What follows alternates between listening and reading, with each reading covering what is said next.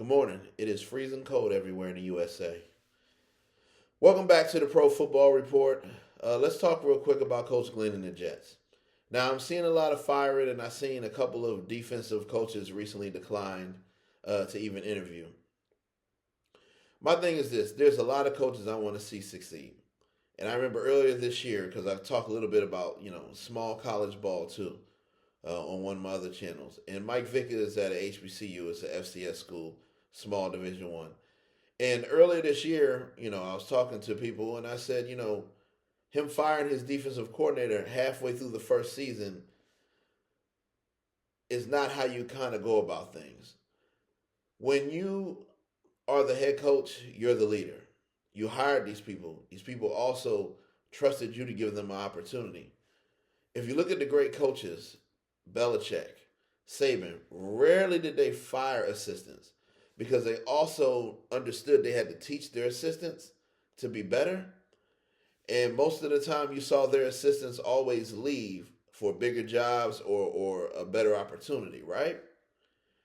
So with Glenn, if you're trying to build a culture, and Wilkes, he was a guy who's, dealt with some unfortunate situations.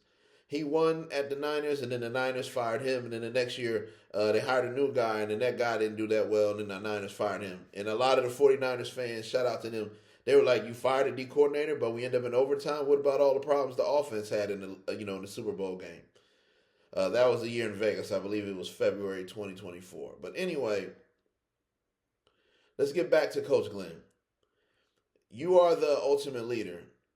If you talk to any players or any coaches that have had success on a run, they all say we got to have some type of continuity. So, for example, you may have your core 30 players, and then you might have 20 free agents or so because it's only 53 on the NFL roster active, that is, plus the practice squad, that's a couple more. But the point is, as the leader, you got to say, I hired these people, I trust these people. I got to say, hey, on this series, I want to see more of this look. Offense on this series, I want to see more of this look. And he was successful in Detroit. So I hope every time a player missed a tackle or didn't do something right, he wasn't like up demoted to second team. So I think that is a lot of the reason why you see certain people declining to do an interview with Glenn. Because you don't just throw your assistants under the bus. Same thing with the QB. The starting QB, he's not coming to mind right now. Up second string, put him on the bench. As soon as it was a lot of quarterback shuffling this season with the New York Jets, and this is a team that hasn't been to the playoffs since 2010. I think Rex Ryan was the coach, right?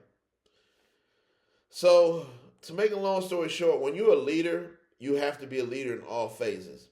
You hire somebody, you got to trust them, and if there's certain things that they're doing wrong, then you as a coach have to teach them this is what we want, this is how we have to do it. If there's personnel situations and they need better personnel, then you can't hold that to those, coaches and, all these things. Because just fire, because here's where Glenn is at right now. He's fired all these He's fired all these coaches, right? So what's he going to do next year if the Jets aren't good or a lot better? If they only win 5 games and go 5-12 next year, who are you going to blame? That's the scary thing about firing coaches. And I see this all the time where they use the coach as a scapegoat. I'll give y'all one more example. University of Texas, when they had Tom Herman. Todd Orlando, phenomenal D coordinator, just was at South Florida. And funny thing, the game after Tom Herman got fired from Florida Atlantic, it was when they played South Florida, and Todd Orlando was the D coordinator on the other side. But the point is, they fired him, and then they went and got this other D coordinator, right? They fired Todd Orlando and got this other D coordinator like it was going to change.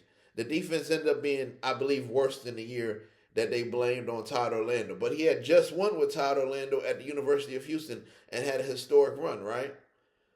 So it's just weird to me when these coaches do these things to their buddies, to their assistants.